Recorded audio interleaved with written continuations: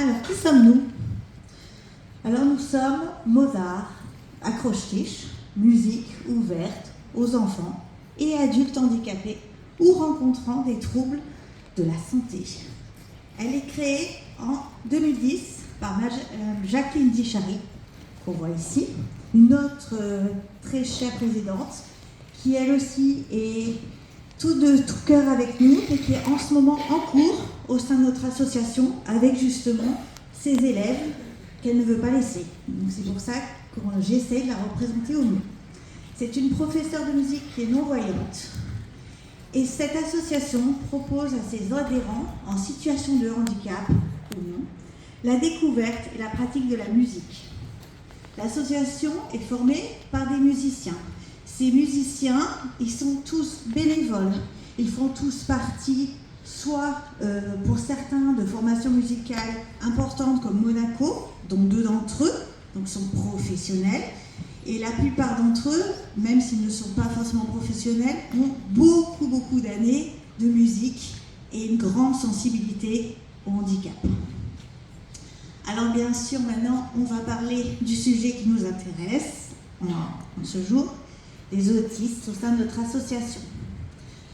L'association compte 31 élèves, dont 10 autistes. Ils sont évidemment tous différents. Ils sont certains non-verbaux, ils ont des troubles associés comme la non-voyance ou différents troubles 10. Qu'ils soient enfants, adultes, on peut dire que la musique, ça les attire. Parfois, on ne peut même pas leur retirer l'instrument des mains parce que tellement ils sont portés par leurs instruments. Donc, on doit établir de nouvelles stratégies de détournement et on s'adapte à chacun en fait. Au sein de l'association, ce qui est le plus important, c'est que ça soit leur choix. On en a parlé, j'ai entendu. C'est pas le choix des parents, c'est leur choix à eux. Que ce soit les enfants, que ce soit les jeunes, que ce soit les adultes. On a souvent vu les parents qui arrivent ou les accompagnateurs qui disent « Ah, il pourrait ». Non, c'est pas vous, c'est lui. C'est une personne. Il décide, il veut, il essaye. Alors évidemment, la majeure partie du temps, ils sont attirés par les percussions. Pas tout le temps, sûrement à cause de la sensibilité du toucher, la sensibilité du son. Et certains, au sein de l'association et dans d'autres, ont évidemment l'oreille absolue. Alors comment on procède? Alors là, j'ai quelques exemples de nos petits génies. Alors on ne va pas évidemment procéder de la même manière avec tous, puisqu'ils ont tous leur sensibilité, leur manière de comprendre et surtout de s'exprimer. Quelquefois, le rapport avec un objet, ça va les aider à se calmer et à surtout se concentrer. Je vais vous donner un exemple précis. On a une petite fille, elle a 7 ans. Elle vient d'arriver à l'association, elle est non-verbale, autiste. Cette petite fille, quand elle est arrivée, elle n'a pas poussé un seul cri. Elle était très zen, elle allait directement vers le piano. Et on a trouvé, pour éviter la crise, une poupée qui apprend le langage des signes. Et par cette poupée, on a créé le rituel de cette petite fille et elle arrive à faire des cours. On y reviendra plus tard. Pour l'autiste non-voyant, apprendre le braille, c'est assez facile. Mais la lecture, c'est beaucoup plus compliqué parce qu'ils n'ont pas la stabilité des mains. Donc, c'est pas possible. On doit alors pratiquer la mémorisation. Mais ça marche aussi pour les voyants, pour les autistes. Tout ce qui est mémorisation, ils ont une mémoire fabuleuse. Donc, c'est presque facile, je dirais. Parce qu'ils ont une excellente mémoire et surtout, ils ont des capacités phénoménales. Pardon.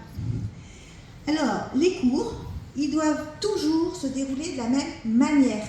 Ça, on en a déjà parlé. C'est la même chose que dans la vie. C'est le même rituel, le même travail. Il est fait toujours dans le même ordre. Sinon, évidemment, ça pourrait occasionner des crises. Les crises, on en a. Et on a appris à les gérer. La confiance, la patience, la positivité, c'est ça qui nous aide. On ne compte pas le temps. On ne se dit pas, tiens, allez, ça fait une demi-heure, tu sors. Non, ça ne marche pas comme ça. On fait selon eux. Quand on est au début, Ils ne peuvent pas se contraindre une demi-heure, c'est trop compliqué. Alors ça va être 10 minutes, ça va être 20, ça va être 30, on verra. Voilà. Après, au début, ils ne peuvent pas. Mais aujourd'hui, on verra tout à l'heure, mais on en a une qui peut se concentrer pendant 2 heures sur son piano. Mais c'est du boulot. Évidemment, ils ne supportent pas l'erreur. Il faut souvent, du coup, se trouver les stratégies de détournement ou les faire se concentrer sur leur respiration, ce qui les apaise, les calme et les recentre. La reproduction des sons et des séquences est un moyen facile pour eux, aussi bien pour les petits que pour les grands. Il faut savoir que certains sont arrivés à l'association non-verbaux. Et aujourd'hui, ils communiquent parce qu'ils ont appris à parler par le biais de phrases chantées. Je vais vous donner quelques exemples précis. On a une jeune femme de 20 ans qui apprend le piano et qui chante afin d'apprendre à parler. Mais ça a demandé un travail phénoménal. Mais aujourd'hui, elle chante, elle parle, elle communique. On a un jeune garçon de 15 ans qui communique de plus en plus et qui surtout arrive à jouer du piano. On a cette petite fille de 7 ans, celle que je vous ai dit tout à l'heure, qui, dès son 2e cours, a prononcé oui, non, le nom des notes, 2e cours. Et elle a joué la mélodie très simple d'Au clair de la lune de mémoire. On peut citer aussi un autiste qui me tient particulièrement au cœur parce que moi je suis à l'ESH et c'était mon ancien élève, qui portait un casque à l'école, qui ne supportait pas le bruit et aujourd'hui fait de la batterie. Non, il était tout à l'heure. Il fait de la batterie, il chante, il est avec nous, il n'y a plus de casque. C'est fini le casque. Parce que la musique l'a transformé, l'a aidé. Et surtout, on a une jeune fille autiste non-voyante, qui cumule les 2 pathologies, qui prend des cours avec notre président depuis l'âge de 8 ans. Quand elle arrive à l'association, cette jeune fille, elle ne savait pas marcher, elle n'avait pas accès à la parole. Aujourd'hui, c'est une virtuose du piano. Elle accompagne des chanteurs, des instrumentistes, et elle s'adapte à tout, autant aux débutants, qui a 3 notes, qu'aux concertistes. La musique, ça lui apporte du confort de vie, mais surtout ça lui a appris à parler, à communiquer. En fait, quand elle est à son piano, c'est pas la même. Je vous mets au défi de dire qu'elle est autiste et qu'elle est non-voyante quand elle est à son piano. Pour conclure, nous pouvons juste affirmer que pour tous, la musique les calme, les attire, mais surtout les rend heureux. Pour les plus grands, ils prennent du plaisir à jouer, à être ensemble, en interaction, à accompagner, à faire les choses ensemble.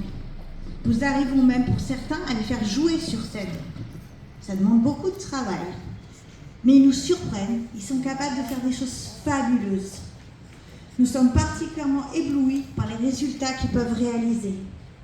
La musique est un apport irremplaçable et un super outil de communication et d'apprentissage pour elles et pour eux.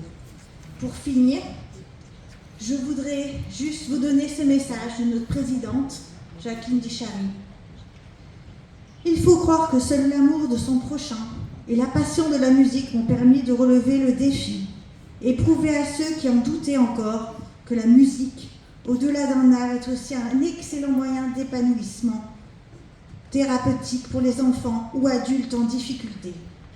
Qu'ils soient de tout handicapés confondus, victimes d'un trouble de la santé, par la musique, il n'y a plus de différence. Elle aide à avancer dans la vie, prouver que nous pouvons dépasser notre handicap, de voir tous les enfants, petits, grands, jeunes, adultes, heureux, et la meilleure de mes récompenses. Ils font continuer à se battre. Vive la musique!